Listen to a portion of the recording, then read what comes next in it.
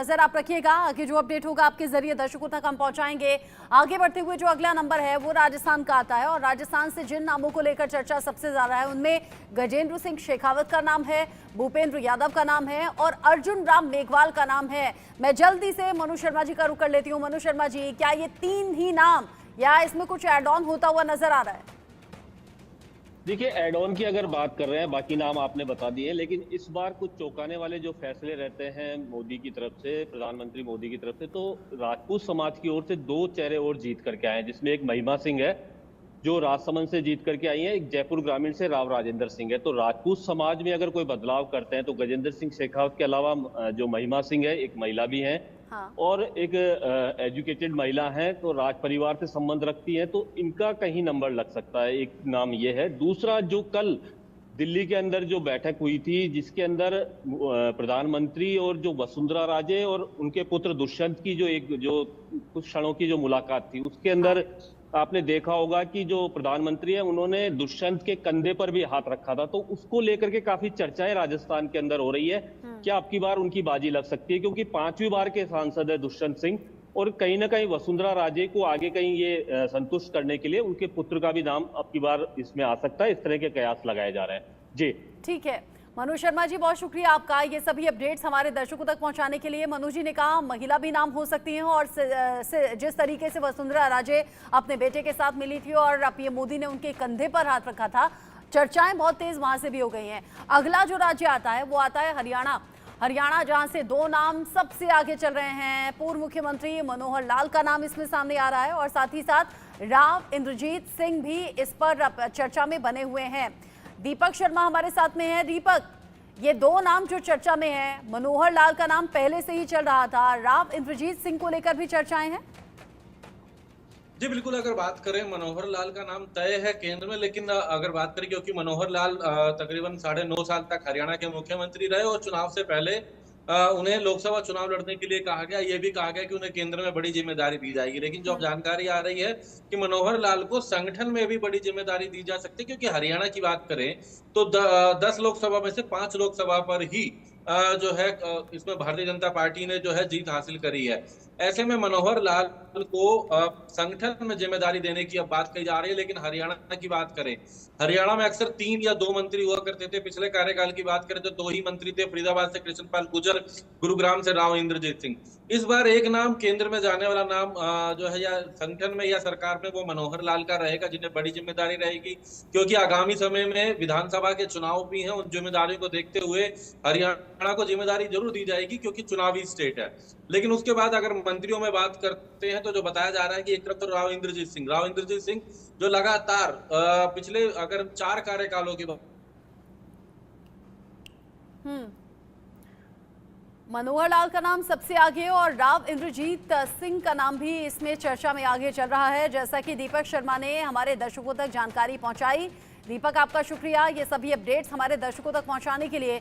अगला जो नंबर आ रहा है वो हिमाचल प्रदेश का आ रहा है। यहाँ कॉन्फिडेंस बीजेपी का है, बाकी उन राज्यों की तरह जैसे उत्तराखंड और मध्य प्रदेश में जहां सभी सीटें जीती, अनुराग ठाकुर और कंगना रनौत, ये 2 नाम सबसे आगे चल रहे हैं। और लाजमी सी बात है, अनुराग ठाकुर जो कि लगातार जीतते आ रहे हैं और कंगना रनौत बीजेपी का बड़ा चेहरा बन चुकी हैं।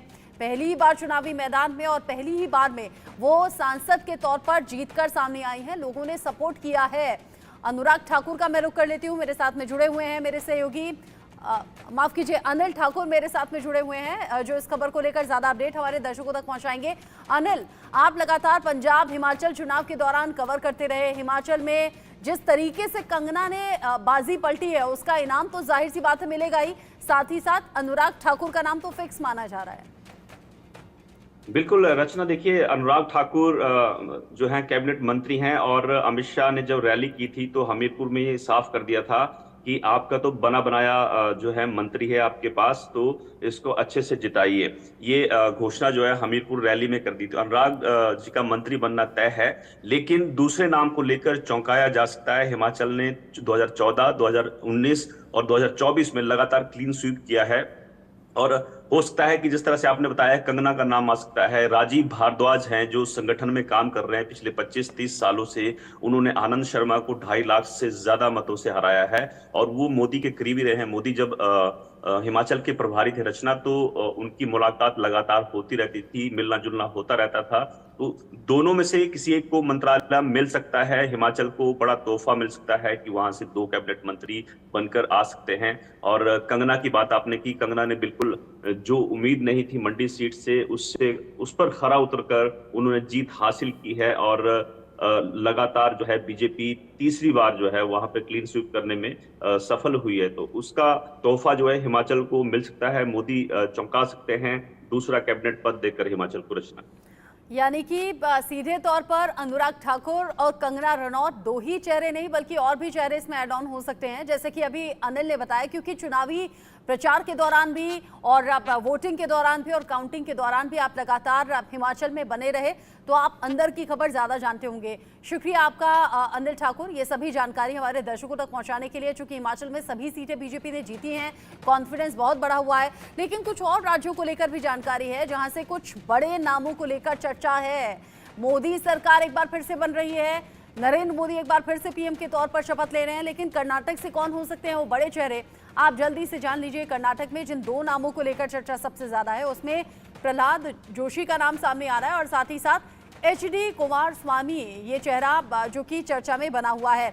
इन 2 नामों को लेकर चर्चा इसलिए भी है क्योंकि जाहिर सी बात है, प्रहलाद जोशी एक बड़ा नाम रहे हैं इससे पहले भी मोदी सरकार में, और एचडी कुमारस्वामी पर भी भरोसा जताकर इस बार कैबिनेट में जगह मिल सकती है। और बहुत सोच समझकर इन चेहरों का चुनाव किया गया है और ये जानते हुए समझते हुए कि क्या समीकरण बिठाने हैं अलग अलग चेहरों को लेकर, उनका फीडबैक क्या है, उनकी फॉलोइंग क्या है और किस तरीके से डेडिकेशन अपने काम को लेकर है, क्योंकि अब काम और मेहनत पर ज्यादा फोकस मोदी सरकार का रहने वाला है, क्योंकि इस बार बहुमत पूरी तरह से हासिल बीजेपी ने नहीं किया है।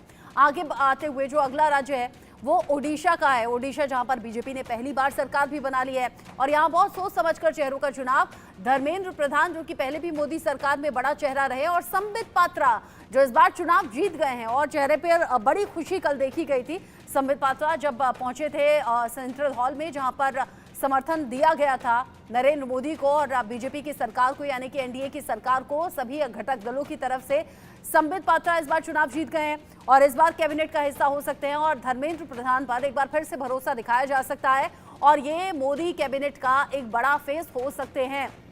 इन चेहरों पर सोच समझकर भरोसा किया गया है क्योंकि अलग अलग चुनौतियों में भी और अलग अलग कसौटी पर भी खरे उतरते आए हैं चेहरे अलग अलग परिप्रेक्ष्य में। ऐसे में इस बार यानी कि लगातार तीसरी बार जब एनडीए की सरकार बन रही है तो ये बड़े चेहरे ओडिशा से, जिसमें इन 2 चेहरों को यानी कि धर्मेंद्र प्रधान और संबित पात्रा का नाम सामने आ रहा है। आगे बढ़ते हुए नॉर्थ ईस्ट का हम जिक्र कर लेते हैं जहां पर कुछ चेहरे ऐसे हैं जो चर्चा में बने हुए हैं। सर्बानंद सोनोवाल इसमें आते हैं, किरेन रिजिजू का नाम इनमें सामने आ रहा है। इन 2 चेहरों को लेकर जिम्मेदारी बड़ी मिल सकती है और अब ये 2 चेहरे जो इससे पहले भी भरोसेमंद रहे हैं, ट्रस्टवर्दी रहे हैं, और एक बार फिर से इन 2 बड़े चेहरों पर यानी कि सर्बानंद सोनोवाल और किरेन रिजिजू पर भरोसा दिखाया जा सकता है। और इनिशियल स्टेज चुकी है, बड़े चेहरे लगातार अब चर्चा में बने हुए हैं या रेस में बने हुए हैं।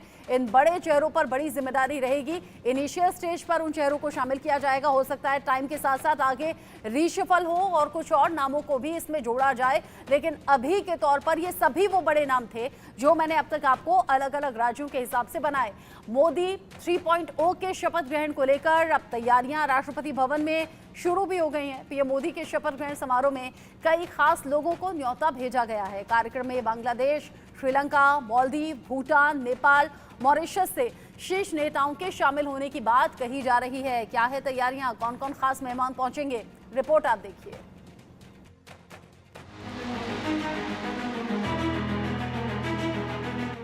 मैं नरेंद्र दामोदर दास मोदी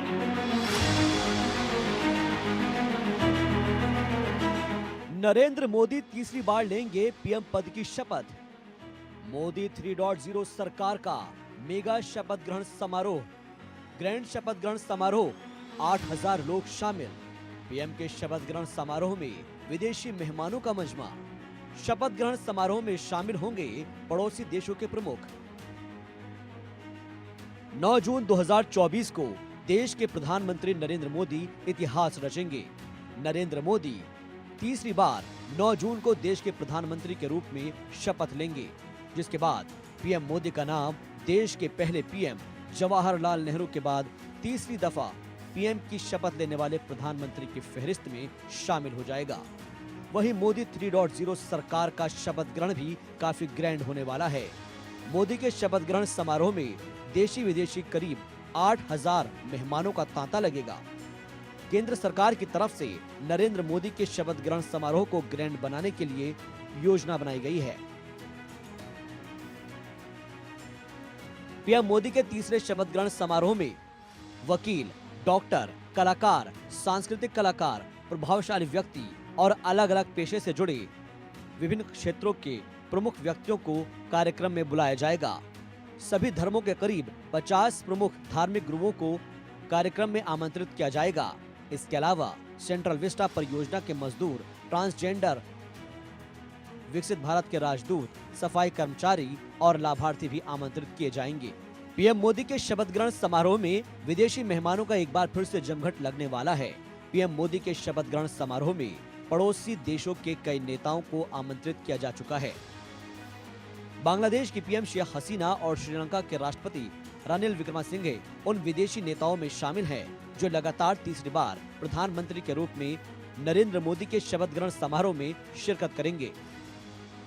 मोदी के शपथ ग्रहण समारोह में भूटान, नेपाल और मॉरिशस के नेताओं को भी आमंत्रित किए जाने की संभावना है। सूत्रों के मुताबिक भूटान के प्रधानमंत्री शेरिंग टोबेगे और मॉरिशस के प्रधानमंत्री प्रविंद जगन्नाथ को भी आमंत्रित किया जाना तय है। पीएम मोदी 9 जून को तीसरी बार देश के पीएम के रूप में शपथ लेंगे। शपथ ग्रहण समारोह को भव्य बनाने की तैयारी जारी है।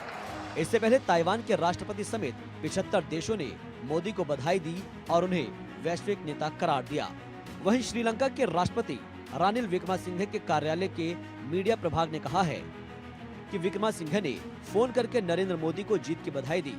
बातचीत के दौरान पीएम मोदी ने राष्ट्रपति को अपने शपथ ग्रहण समारोह में आमंत्रित किया है, जिससे विक्रमसिंघे ने स्वीकार कर लिया है। 2019 में पीएम मोदी के शपथ ग्रहण कार्यक्रम में वीवीआईपी समेत 8,000 से ज्यादा अतिथि शामिल हुए। लगता है कि मोदी 3.0 सरकार के शपथ ग्रहण समारोह में अतिथियों की संख्या पहले से और भी ज्यादा बढ़ने वाली है, क्योंकि देश ही नहीं बल्कि विदेशी मेहमान भी पीएम मोदी के तीसरे शपथ ग्रहण समारोह में शामिल होने के लिए एक्साइटेड हैं।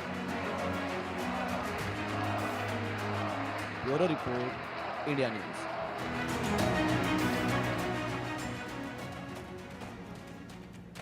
एक बार फिर से देश में बनने जा रही है एनडीए की सरकार और नरेंद्र मोदी पीएम के तौर पर शपथ लेंगे। आगे जो भी अपडेट होगा सबसे पहले इंडिया न्यूज आप तक पहुंचाएगा। एक बहुत छोटा सा ब्रेक, यहां पर लौटेंगे।